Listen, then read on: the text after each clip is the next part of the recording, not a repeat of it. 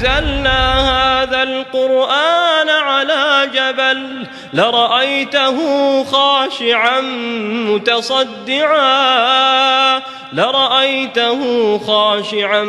متصدعا من خشية الله وتلك الأمثال نضربها للناس لعلهم يتفكرون.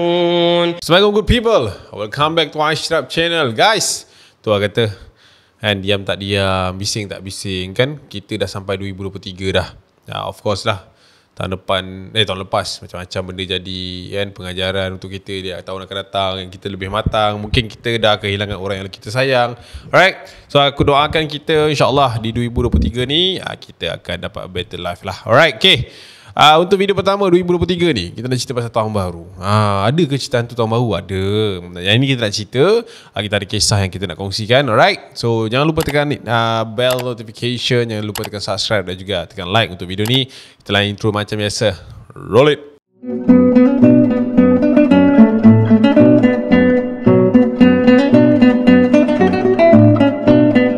So guys, cerita yang pertama ni, biasalah guys, kita tahu kan, setiap kali tahun baru, dia ada, orang kata apa, small ceremony lah, on this boys, young boy, young girl kan. Saya tahun ni pun dah berusia, lagi 4 tahun, dan nak 3 series. Oh gosh, dah tak muda dah saya ni. Awak doakan saya tahun ni jumpa jodoh. Gitu. Okay guys, okay, untuk tahun ni kita nak start dengan cerita tahun baru. Alright, cerita ni terjadi ketika seorang remaja ni yang berusia 22 tahun. Dia kata, Abang Cap, benda ni jadi masa tahun baru, malam tahun baru tahun 2018. Saya ingat lagi, waktu tu saya baru berusia 17 tahun dan saya mengikutlah abang-abang kan. Biasalah budak-budak motor ni kan, kita bukan nak kata budak motor ni jahat, tapi yelah kalau dah ikut kawannya, sama-sama nakal lah. Alright, okay. Dah jadikan cerita, Fahmi ni, dia kata nama dia Fahmi, dikenalkan.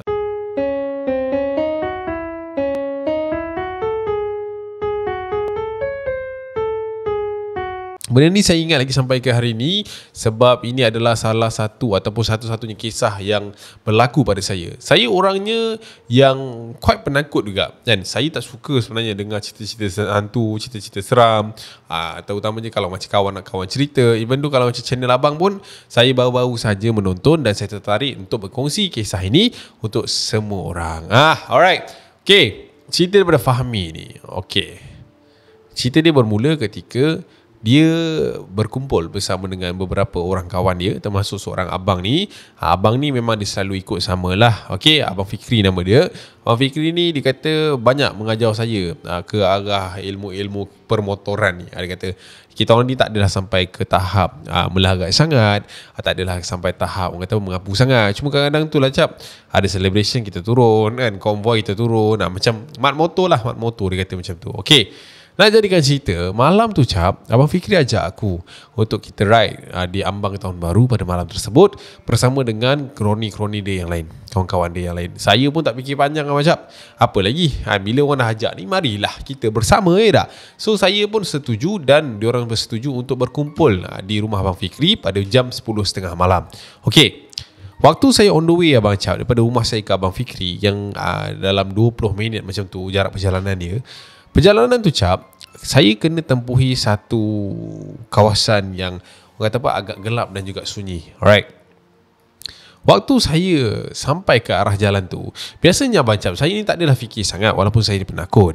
Tapi bila sampai ke jalan tu, malam tu Abang Cap, saya terasa waktu tu ada satu feeling yang agak menyeramkan. Saya tak sure benda ini ada berkait rapat dengan saya punya perasaan ke, ataupun mungkin ini sekadar orang kata apa, emosi semata-mata. Saya dengan motor 125 saya waktu tu, saya nak mention 125. Alright, waktu motor 125 saya waktu tu, saya pun pegang macam tu ke bunyi 125 kan, takkan tipu lah kan, macam tu lah. Meter waktu tu saya bawa santai, 60, 80 macam tu.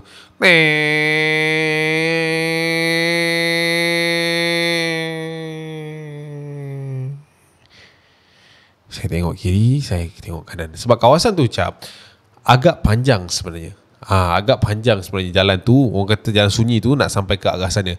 So saya pun perah lah. Saya tengok kiri, saya tengok kanan.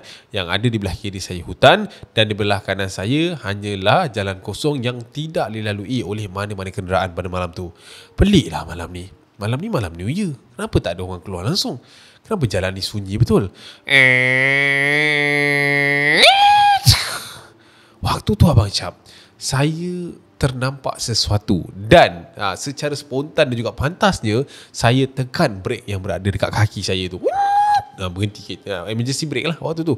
Apa yang saya nampak Abang Cap waktu tu, dekat tengah-tengah jalan tu ada satu batu yang macam batu, bukan batu bata tau, dia batu panjang tapi warna putih, dia kata. Saya nampak pelik batu tu kat situ. So saya macam, ni kalau aku terlanggar ni confirm aku sepah lah. So saya turun daripada motor saya angkat batu tu dan saya alihkan ke belah tepi. Alright. So nak jadikan cerita, lepas dia letak belah tepi tu, saya pun sambung perjalanan saya untuk pergi ke rumah Fikri tadi.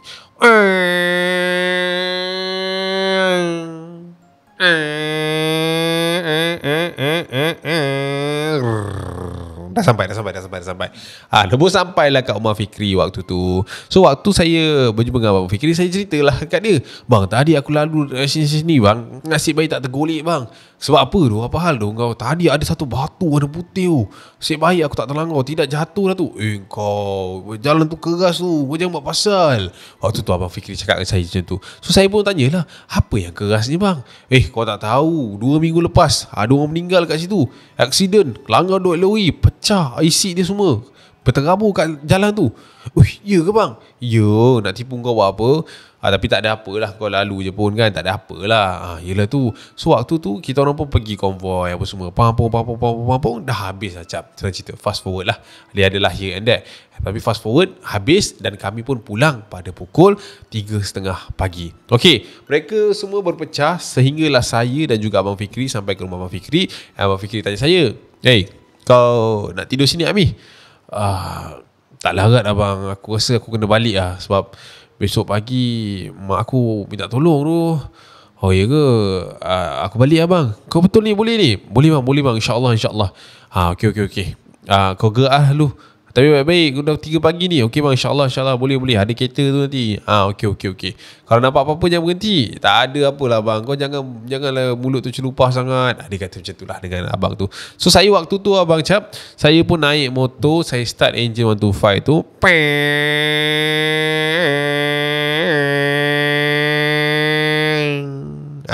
So saya pun bawa motor dan bergerak daripada rumah Fikri ke rumah saya. Okey, nak balik ke rumah saya ni memang tak ada option lain Cap. Memang kena lalu kawasan tu tadi. Alright, sampai je saya kat kawasan tersebut, sekali lagi Abang Cap, saya terasa seperti macam ada angin yang tak sedap macam tu. Macam angin sejuk lah, angin pagi-pagi kan. Tapi waktu tu saya mengendahkannya sebab mata pun dah kuyu bagai kan, dah ngantuk dah. Waktu tu saya meneruskan perjalanan, sampailah satu kawasan ya Cap. Tiba-tiba saya memperlahankan motor yang saya pandu tu, sebab saya terlihat ada satu orang, dia bukan orang pun tak tahulah apa, tapi ada satu figure yang berada lebih kurang 30 meter di depan saya. Saya pun macam, mana dia nak pergi ni? Waktu tu saya macam, apa hal kan pagi-pagi buta duduk kat sini kan. So saya pun berhentikan motor saya dekat tepi, and then saya perhatikan orang tersebut. Saya perhati orang tu, dia macam dalam keadaan sedang mencari sesuatu tu Abang Acap. So saya macam, ini cik apa ni? So saya nyalakan balik motor saya dengan harapan dia nampaklah keberadaan saya dekat sana. Tapi Abang Cap, saya duk rem kat situ, rem kat situ, masih lagi orang kat depan tu tidak memandang ke arah saya. Aku macam, dia ni tak nak pandang aku ke? Apa hal ni kan? So saya pun berjalan ke hadapan sikit Abang Cap, dan sampai betul-betul dekat sebelah berada yang tengah cari-cari bang tu tadi. Berada tu dalam keadaan pakaiannya agak lusuh, rambut dia panjang, nampak serabai. Dia macam orang yang kurang siuman sikit. Saya pun tanya, abang buat apa bang malam-malam ni kat sini? Abang seorang-seorang kat sini buat apa? Abang tu tak menjawab Cap. Abang tu terus mencari keadaan kawasan dekat area di situ. So aku macam dia ni kan sombong pula kan. Aku macam waktu tu aku tak adalah rasa hantu ke apa, tak ada. Aku rasa macam apa dia nak cari ni kan. Abang cari apa bang? Boleh saya tolong gelap-gelap ni ke? Saya boleh tolong suluh kan? Betul abang tu buat macam ni. Dia buat macam ni lah. Dia kata tak nak. So aku macam yelah tak apalah, kalau macam tu saya gerak abang So aku pun start enjin motor. Reng reng reng reng reng reng reng reng reng reng reng reng reng reng. Waktu tu cap, tiba-tiba tangan abang ni pegang dekat kepala motor aku tu. Itulah kat handle tu. Dia pegang. Lepas tu abang tu pandang aku. Aku pandang abang tu. Kenapa bang? Abang tu buat macam tu. Aku macam okay, alright. So aku pun pusingkan motor aku sikit dan bergerak daripada kawasan tersebut. And waktu tu cap, waktu aku ke arah kanan sikit tu, aku ternampak dekat belah kanan aku cap, ada satu sosok tubuh sedang berdiri, sedang melihat kami berdua daripada arah belah kanan aku. And waktu tu cap, apa yang aku nampak dekat belah sana cap, aku nampak ada satu sosok tubuh yang separuh badan dia cap boleh dikatakan hancur. Waktu tu memang seram lah. Aku pun macam waktu tu apa ni, bang. Aku pun toleh tengok abang yang ada dekat sebelah sini. And waktu aku tengok belah kiri ni, bang, aku sumpah bang, apa yang aku nampak, abang yang tahan motor aku tu, badan dia ada sebelah je cap. Aku tak tahulah macam mana nak cakap dengan kau, tapi itulah yang aku nampak. Tapi belah sini dia memang dah hancur. Waktu tu aku memang tak cakap banyak cap. Aku perah je motor aku tu, memang laju-laju. And aku pun tak tahu apa jadi waktu tu. Apa yang aku perasan waktu tu, memang aku kata apa, benda tu memang aku tinggal kat belakang. Aku tutup je mata aku ni. Aku tutup mata aku, and then aku buka, aku dah dekat satu kawasan yang terang tau cap. Aku bawa je motor aku tu sampai dekat satu kawasan tu ada surau. Aku berhenti waktu tu pukul 4 pagi. And waktu tu aku memang mencungap-cungap gila cap. Aku nak balik rumah, kaki aku lembik gila cap. Kau bayangkan 15 minit lagi aku kena jalan. Apa aku buat kat situ cap? Aku terus masuk dalam surau tu. Aku pergi kat kawah surau tu. Aku basuh kaki aku, basuh muka aku, and then aku buka pintu yang ada dekat area surau tu. Aku terlelap cap dekat surau tu sampailah subuh besok. Ada pakcik tu kejutkan aku. Aku cerita kat dia apa yang jadi. And yelah, pagi tu aku join subuh apa semua dengan dia orang. Dia orang tolong aku hantar balik. Tapi alhamdulillah lah, tak ada apa yang jadi. Lepas tu cuma aku 3-4 hari juga ada demam. Sebab gila kau jumpa yang separuh-separuh ni, jangan buat pasal. So itulah dia guys, cerita yang dikongsikan oleh Fahmi kepada kita.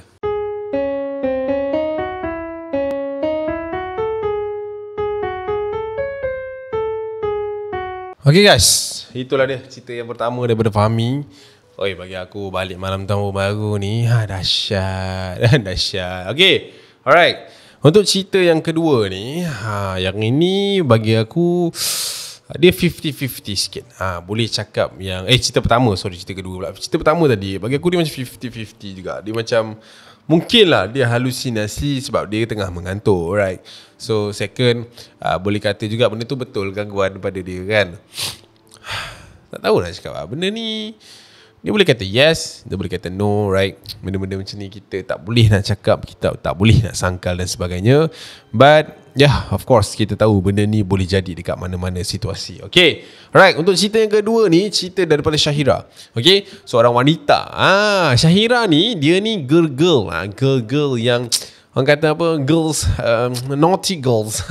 Alright, saya ni dulu abang Acap, zaman-zaman saya dulu Acap, dia dah umur 35. Saya dulu Cap, zaman-zaman orang kata anak-anak muda, lebih kurang 10 tahun lepas, 2015, 2014 dulu, saya ni rancak abang Acap. Abang lagi, dia kak. Dah biasa sangat. Saya ni rancak Cap, keluar orang kata malam-malam tu selalu dengan ex-boyfriend saya ni. Waktu tu dia pun dah jadi fiancé saya. Tapi itulah rezeki, orang kata jodoh pertemuan ajal ni, kita tangan Tuhan. Dia tak jadi pun suami saya. Itu tak payah cerita kak. Alright, okay. Untuk cerita yang kedua ni daripada Syahira, dia kata benda ni terjadi kepada akak Cap. Waktu ni akak ingat lagi, akak baru balik daripada celebration. Waktu tu biasalah kita orang Kuala Lumpur ni kat mana je kita celebrate, kalau bukan dataran Merdeka sana kan. Lepas dah settle celebrate tu abang Cap, abang lagi dah lah. Okay, Selepas dia habis celebrate tu Cap, kita orang ni pun balik. Waktu ni dia hantar akak balik lah. Dia hantar akak balik sampai rumah sewa akak. Akak adalah a few kawan-kawan yang duduk juga dengan akak. Alright. So waktu ni kita orang dah sampai rumah apa semua. Boyfriend akak pun tak balik lagi. Dia kata waktu tu kita orang ni berborak sama. Berborak sampailah pukul 4 pagi macam tu. Boyfriend akak ni kata dia nak balik. Fiancé akak ni kata dia nak balik. Disebabkan dia takutkan dah subuh sangat kan, lambat sangat pula, dia tak balik pula, dia kata kan. So fiancé akak ni balik, tinggal akak bersendirian dekat rumah ni. Okay, kawan-kawan yang lain pun tak balik Cap. Kita orang duduk bertiga. Kawan-kawan akak pun tak balik. Waktu ni akak berjalan masuk ke dalam bilik. Akak ingat lagi situasi tu gelap. Orang kata apa, sunyi 4 pagi kan, yang buka pun lampu dapur sahaja. Akak pun masuk ke dalam bilik akak. Akak dah mandi, tukar baju, pakaian semua. Akak masuk dalam bilik. Dan akak pun dengan baju tidur, akak pun baring. Okay, waktu ni Cap, akak rasa orang kata apa, yang kau faham tak? Bila 4 pagi, yang kau badan ni penat nak tidur, tapi mata tak boleh nak lelap. Gitulah jadi dia kata, saya ni Cap waktu tu ke kiri, ke kanan, ke depan, ke belakang, tak tidur-tidur. Dah bangun, tertongging, meniarap, semua position masih lagi tak boleh nak lelap. Tak tahu kenapa, tapi waktu tu saya tengok jam sudah pun pergi ke 4.40 dah. 40 minit dah saya cuba tidur. Sampailah satu ketika ni Cap, saya bangun daripada katil untuk pergi ke dapur untuk minum air. Ini minum air ni okey kot. Dia kata macam tu lah. So waktu ni saya bangun, pergi ke dapur, saya tuang air, saya minum. Lepas minum, saya letak cawan tu dekat atas sinki. Lepas saya letak atas sinki, saya pun berjalan semula ke arah bilik saya. And waktu tu Cap, 2-3 langkah selepas saya meninggalkan sinki tu, tiba-tiba cawan yang saya letak dekat atas sinki tu tak semena-menanya jatuh ke lantai.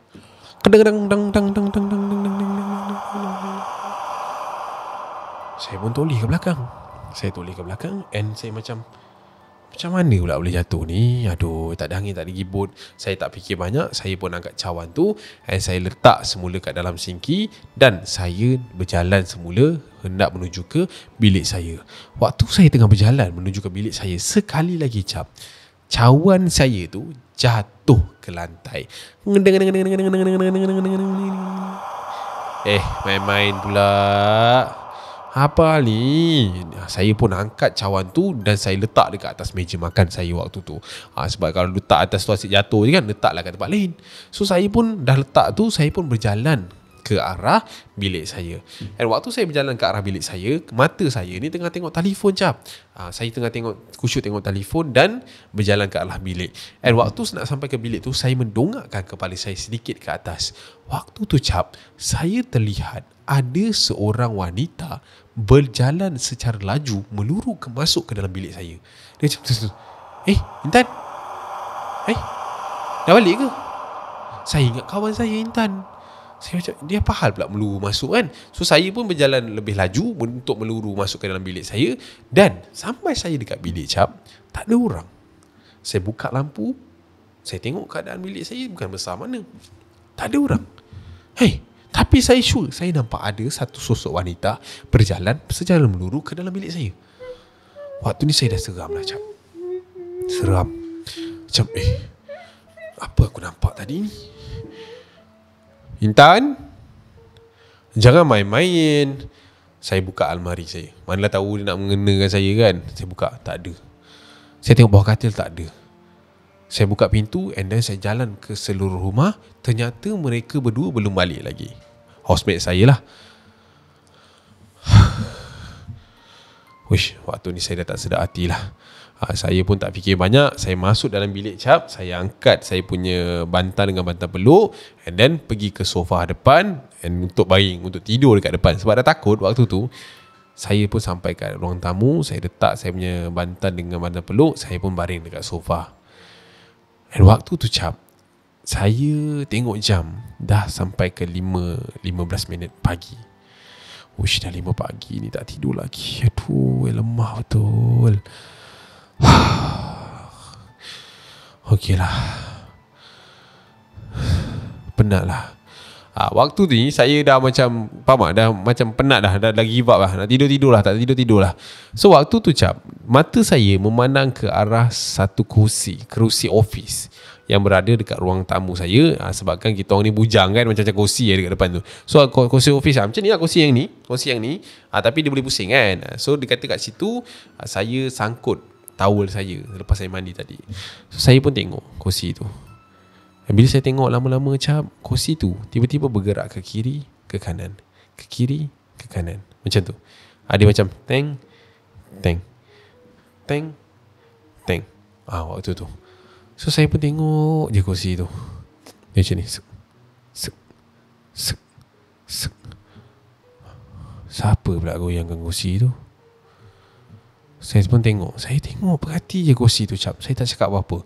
Tiba-tiba cap, kursi tu tadi datang ke arah saya cap. Oish, waktu tu tak ada nak cakap apa Mat. Kan memang melompatlah saya. Dan waktu tu saya baru perasan cap, dekat bawah kursi tu ada sosok wanita sedang meniarap. Dan mata dia tengah pandang saya cap. Waktu tu memang tak cakap banyak lah, menjerit saya cap. Saya masuk bilik air, saya buka air. Saya memang tak tahulah nak buat apa kan. Tapi saya tak tahu kenapa saya pergi masuk bilik air, saya pergi buka air. And waktu tu air banyak, apa ni orang kata, air turun kat badan saya. And waktu tu saya menggigil. Saya tak tahu kenapa saya nak, orang kata apa, mungkin saya rasa waktu tu saya macam halusinasi. Saya nak sedarkan diri saya. Saya buka air tu. And waktu saya dekat dalam bilik air tu cap, saya terdengar bunyi macam ni.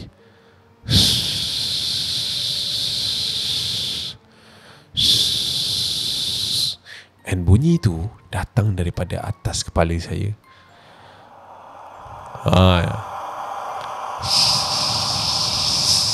Saya pun tutup air. Tidur. Waktu tu saya pandang atas. Saya tak tahu nak cakap macam mana cap. Saya ternampak ada satu makhluk dekat atas, warna hitam, rambutnya panjang. Rambutnya seperti macam menjala ke bawah. Tapi cap, lidah dia ni tengah macam ular tau, macam ular. Saya tak tahu macam mana nak cakap, but that is the extreme yang saya pernah nampak. Bila saya nampak aja benda tu cap, kaki saya rasa lembik. Dan saya terus terbaring. Dan saya tak sedarkan diri sampailah pukul berapa pun saya tak ingat. Apa yang saya sedar waktu tu, saya dah dekat ruang tamu. And itulah pengalaman yang saya nak kongsikan kepada kamu semua. Itulah dia. So waktu tu dia pun tak tahulah. Dia kata antara dia balik tu tak basuh kaki ke apa, tapi dia dah mandi. Tapi nak cerita apa kan, benda-benda macam ni might be happen. Tapi dua-dua cerita ni dia orang nampak lah. Banyak cerita yang tak nampak, tapi dua cerita ni Acap nak cerita kat korang. Sebab dia nak cerita. And dia kata dia nampak apa yang dia nampak. Takut kan. Tapi itulah dia guys, cerita yang dikongsikan. Nak buat macam mana kan, dah rezeki diorang nampak benda tu. Tapi apa-apa pun guys, selamat tahun baru semua. And terima kasih kerana dah sokong Ashab channel sampai ke tahap macam ni. Dah 500,000, Alhamdulillah. Kita akan keep going, InsyaAllah. Doakan tahun ni kita orang ada setup baru untuk korang. Okay, and doakan untuk celebration Acap pada Sabtu ni.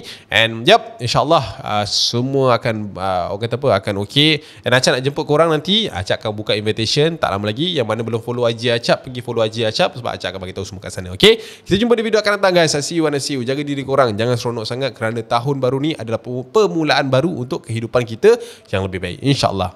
Bye.